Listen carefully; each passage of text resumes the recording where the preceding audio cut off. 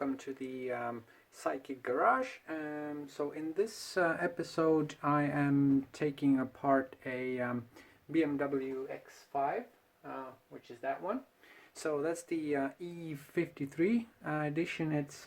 It's built in Germany, in case you didn't know, and it has the M62TUB44 engine. So that's the V8 with the 4.4 liter gasoline engine.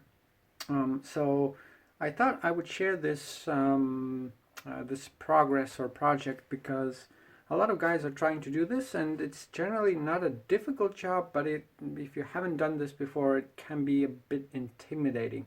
So I'm gonna show you, well, first of all, I'm not gonna do the full teardown and all that stuff because there's a lot of good videos already out, and I'm gonna link one really good one below, so you can check that out. It's a full detailed sort of step-by-step kind of a tutorial on how to do this, so that's a good way to kind of start. But there is a few tidbits of information in that video that you kind of don't see, probably not by design, I guess. You know, I believe it was Danny's garage, so I think he kind of may have just forgotten to kind of point a few things out, so but that's fine. So that's what I'm kind of trying to do. So step one, I'm using the eBay version of the toolkit that is needed, and so this is so it's this one over here, and so it has the thingy to prop up the tensioner on the left side, or passenger side, various timing tools and so on. So I'll try to kind of film that as I go through all these things. And so the parts that you need obviously are the replacement parts, and so the toolkit is one of the most important things. And so another thing, you're gonna need some type of a bit to hold on, let me just get the light over here. Right, okay, I hope you can see this a bit better. So the crankshaft bolt, aka the Jesus bolt, to get this off, you're gonna need a pretty good setup, a breaker bar, and a cheater pipe is definitely something you're gonna need. I was lucky. It seems that the bolt has been off before, so I'm guessing it was a bit lighter for me to take off. So as far as everything else goes, it's pretty straightforward. So the way I did it, I basically took apart the radiator, all the shrouds and stuff, and that's pretty easy, self-explanatory stuff. And then the head covers and so on. So that is pretty much, you know, it's an easy process. The more difficult parts that you can expect, so my car has the air conditioner thingy radiator, so I didn't want to like take it off completely, because that would mean that I would have to kind of find somebody to get the gas out safely, because I don't want to destroy the ozone. And also the this thing, I think it's probably the gearbox oil cooler or something. So yeah, so luckily they are on these tubes or whatever, so they kind of bent out of the way without damaging any of the actual tubing itself. So there's some rubber and stuff in between, so that's great. So while taking the whole thing apart, a few things that you want to know definitely beforehand. So step one would be the crankshaft or a flywheel pin. So I'm gonna climb down here. Sorry, it's a bit dirty. Actually, bear with me a second. Let me just clean that up a bit. Okay, so we got some crud out of the way, so let's go ahead and climb underneath. So we're looking at the nose of the car, that's the headlight. So going down right over here, just bear with me here. It's a bit tricky and sort of a tight squeeze. So this is the vertical look, right? And so over here, hold on, that's the fuel level sender. Could get here a bit better. Okay, so that's the oil pan, that's the sender, and then right over here, as you can see, that is the flywheel pin, and so it's an L shape, as you can see. Not sure if you can see. Let me just get the light a bit better. Nope, that's still bad. Okay, much better. Right, so that's the L-shaped pin, and it goes in all the way. So that wasn't mentioned in most of the videos, but yeah, it has to go all the way through, like to the bottom. And then how you can see that is, let me just see if I can get that light somewhere. Yeah, it's a bit tricky. Let's see if we can get a bit closer. I'm not sure. Better angle maybe? No. So basically, yeah, the camera is really not picking that up very well. But you can probably see a little bit. So essentially, yeah, that is the pin in the actual flywheel. But anyway, yeah, you can, with your eye, you can actually see through this hole when it goes in to the correct one. Sure you can see that? Nope, probably not. Sorry, the camera is a bit crap on this phone. Anyway, you get the idea. So the pin has to go all the way in. Right, and now I'm gonna try and get out of here. Sorry. Okay, so we're back up top. So yeah, so that's the pin that has to be inside all the way. So breaking apart the accessories and the water pump and all that crap, that's pretty easy.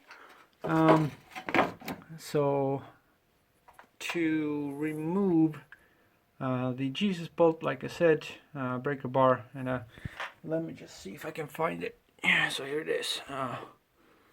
So that would be a camera that's not focusing, but that would be 27 millimeter bolt. Let's see if I can focus that. Yeah, there you go.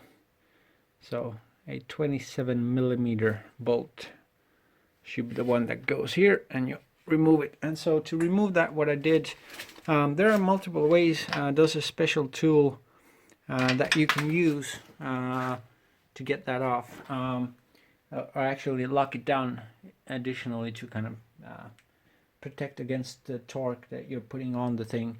But hold on, let me just see if I can find the damn thing. Okay, there we go. So here, yeah, so that is the hub and the bolt. So the bolt basically comes loose, and so on the back of it you have the notch on this thing, and there's a notch on this one, so it kind of goes like so in there, and then the bolt, right? Pretty simple. So what I have is I manufactured this, whatever you call it, like a thing. So it's a steel braided cable, some loop holders, and some whatever bolt thingies, bolts. So yeah, so basically I need this. There's a lot of extra actually, but yeah, so it's about, I don't know, maybe like 50-60 centimeters. I'm not sure how much that is in inches, but you can kind of calculate that roughly. So what I did was, because I don't have the special tool to kind of lock this into place, so what I did was I attached one end here. I'm not sure what was sitting here. Some sort of a pulley thing, probably. Yeah, I think so. Yeah, I think this was the upper pulley. Anyway, so I attached one of them here and then pulled it down, did a couple of loops, and then on the last loop pulled it over, and then this bolt was actually like over here on the bottom one. Hold on, let me just see. Yeah, so this bolt was here, and then basically I looped it around, and the second U-loop or whatever, that was then sitting on this bolt. And then as you crank it this way, so counterclockwise, it basically holds it on like in tension. So basically you have a pin in the back and you have a kind of a strong point here. That probably wasn't necessary, but yeah, I was just to be sure that I don't bend anything or whatever. But yeah, so as you can see, there's a marking on the bolt, like an old marking. The arrow is mine. But yeah, the old bolt, the old marking, that's from previous attempt at removing it, which was apparently successful. So yeah, that is how it came off. Super easy. Well, actually not super easy, but easy enough. Wasn't as bad as I thought. Yeah, so what else? A few more things. So currently I'm basically just a few steps away to remove the lower timing cover, and it's proving to be a bitch to remove. Technically I should remove the pipe for the dipstick, but the space down there is super tight and I cannot get to the bolt however I try, so it's like right back there somewhere. Yeah, so that's annoying. So yeah, it's gonna be staying on, so I think I can still wiggle it off, and it's all dirty and oily and crap, so yeah, but yeah, I think I can still get it off. It should be okay. Yeah, so the guides itself, which is kind of interesting if you look at them. The guides themselves are, this one is actually not too bad, and there's some wear. Definitely there's a piece missing, but that's probably me trying to kind of get that cover off. And the other one, I'm not sure if you can see this. The other one is a bit chewed, and that's also me. So yeah, that wasn't there when I took it off first, like the cover. Yeah, so, but that was in good shape, but the U guide is basically gone. There's literally zero plastic on it. And here we have, here we have some pieces from that U guide. So yeah, so that's gone. Right, so also the throttle body, you don't have to take off. I took it off because it was dirty anyway, so I'm gonna be cleaning that. And the water pump is gonna be swapped for a new one because it has a slight jiggle in it, so the bearing is probably pretty much dead. So another tip, once you get to this point, so remove the covers and all that. Sorry about the lighting, it's pretty crappy here, but just bear with me. Right, so after getting off the covers, so the driver's side cover is like super hard to get off. Like there's no room, and it's almost pushing against these coolant tubes that are probably running into the heater inside the car. So yeah, wiggling it out, that was a pain, but after a lot of trouble I got the thing out, and I got the blocks on. So basically what you do is, before you take this off, you got to make sure that it's sitting top dead center, and you have the marking here. Let me just show you quickly to be sure. Here's all the dirty parts, yay. Right, so on the actual, let me just see where it is. Right. Oh, of course it's dirty. Yeah, sure. Alright, so I'm not sure if you can see this, but there's a marking on this. Just about here. So it has like OT. Letters O and T. So yeah, so that's the top dead center, and there should be a marking or something here as well. Yeah, well, anyway, the OT and the stripe on it have to be pointing out at this. Not sure again if you can see this. Hold on, let me just try to position the light a bit better.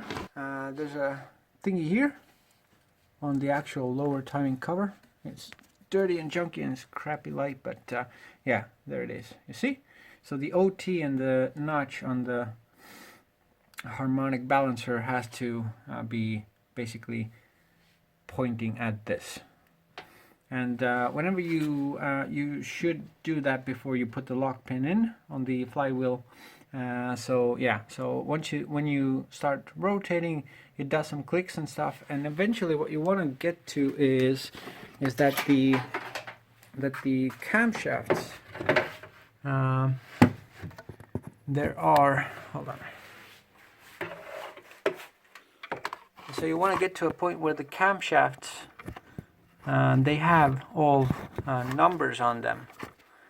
So right here, these are like square pegs on the end of the camshafts on all four, and so they have numbers on it. So the numbers have to point up, like upwards.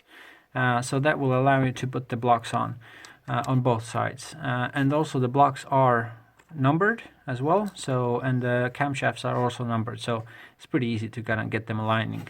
The only thing is that this is the what we're looking at is the passenger side, and so the upper one that is attached to the Vanos end of it. So basically what happens is the when the top dead center is correct and you've rotated it enough that all of the numbers are basically pointing up. So 5 to 8 are on this side, which you can't see right now.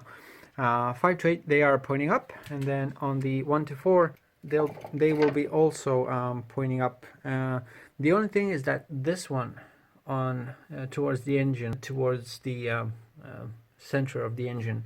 So this one here, this one will be the only one that's slightly skewed. So while the other numbers are all nice and flat on both sides, this one is the only one that's going to be a bit on the angle.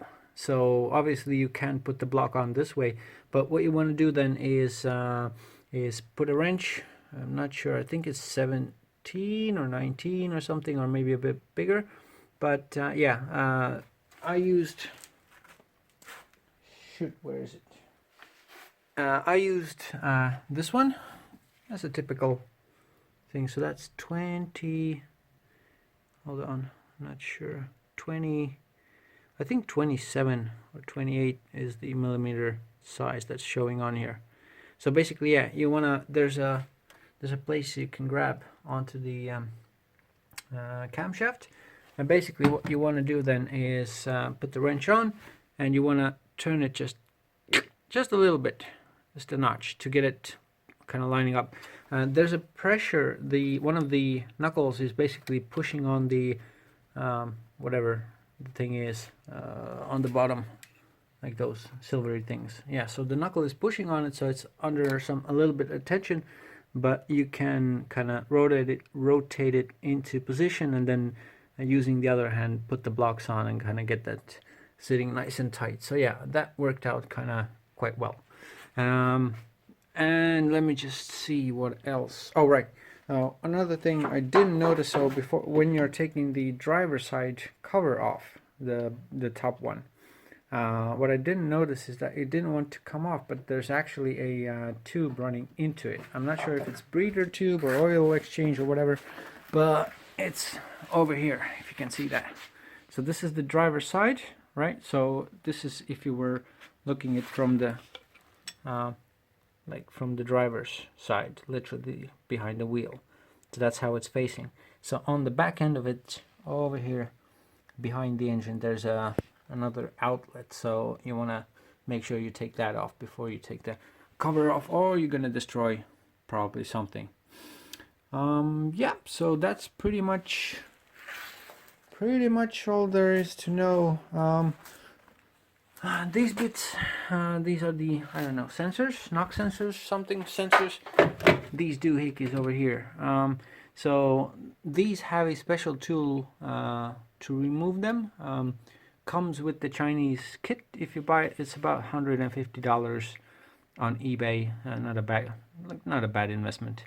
Yeah, so it has a special tool, but mine doesn't want to fit quite well, so I'm currently unsure if I want to take them off at all, or if I can maybe do the whole change for the guides and chains without taking it off, but we'll see. Yeah, so that is pretty much all there is to know about special steps.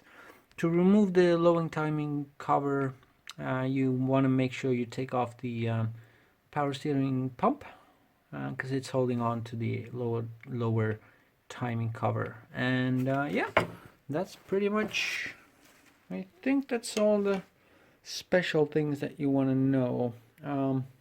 Should I remember something, I'll be sure to add that in the next video. And in this one, I think that's cool.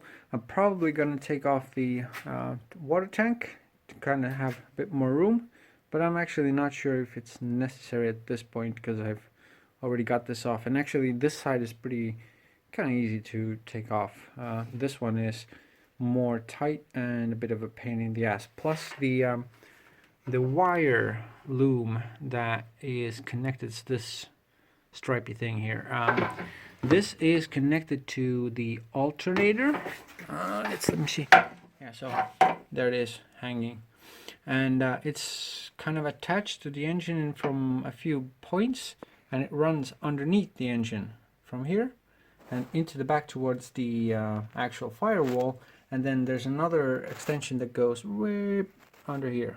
Yeah, so getting that thing is just a pain in the ass, so I decided to leave it be, because probably I can still do the chains and everything without actually removing it. Yeah, so that's cool. And I think that's about it. So next step basically is to remove the oil pan, make sure there's no plastic bits there, get that cover off, and a few things that I cannot recall at this point, but basically I'm almost at the halfway step. So once the cover is off, it's basically just taking off the chains and stuff and marking a few bits and pieces to make sure the timing and doesn't go way off, and then I can kind of retime it, because the Chinese kit does come with the necessary things. A few bits to know when you do this is basically make sure to change your water pump, because it's a pain in the ass to do. So if you're here already, you might as well do that, because the water pump isn't too expensive. Like regular aftermarket ones are about 50 bucks or so. Yeah, you want to do the seal, that one over here. This plastic doohickey, so mine is leaking like crazy, so you want to do that. That definitely needs changing. And if you buy a brand new pump, you get the seal. If you don't, you have to get it separately. And I think that's it. Yeah, so anyway, that is what you need to do. And of course, so that I don't forget, if you're interested in how to kind of keep track of everything, because there's a lot of bolts and nuts and stuff. So what I do is this. I hope you can see it. So basically I've written down every step, what I'm taking off, if there's anything special I need to know about it, and so on and so forth. So basically that just helps me kind of keep track of where what is and how, and I've marked off things. And then here in the poor lit corner is a box of things. So basically I put everything in plastic bags and mark on them what they contain, so when I start putting it back, it's kind of easy. So, you know, harmonic balancer bolts, we have alternator bolts, and with the few oil rails also marked from which side. Top one is the towards the end, center of the engine, and the bottom one outside. So yeah, so basically I just kind of set up a system to keep track of everything, what I'm doing, and as I go along, so I'll do a few bits and bobs and change some stuff and fix. But yeah, it might look like a really kind of a large job, and this sort of is, But yeah, but basically, if you take it step by step, kind of make sure you keep track of everything that you take off and where you put it, you should be good. Like, it's basically a your Lego technique that you did as a kid. Yeah, so hope that helps, and as I progress I might do some extra more videos if anyone cares. So yeah, be sure to click the like button and the bell icon if you want to see more about that essentially. Yeah, so thanks for watching, and see you next time.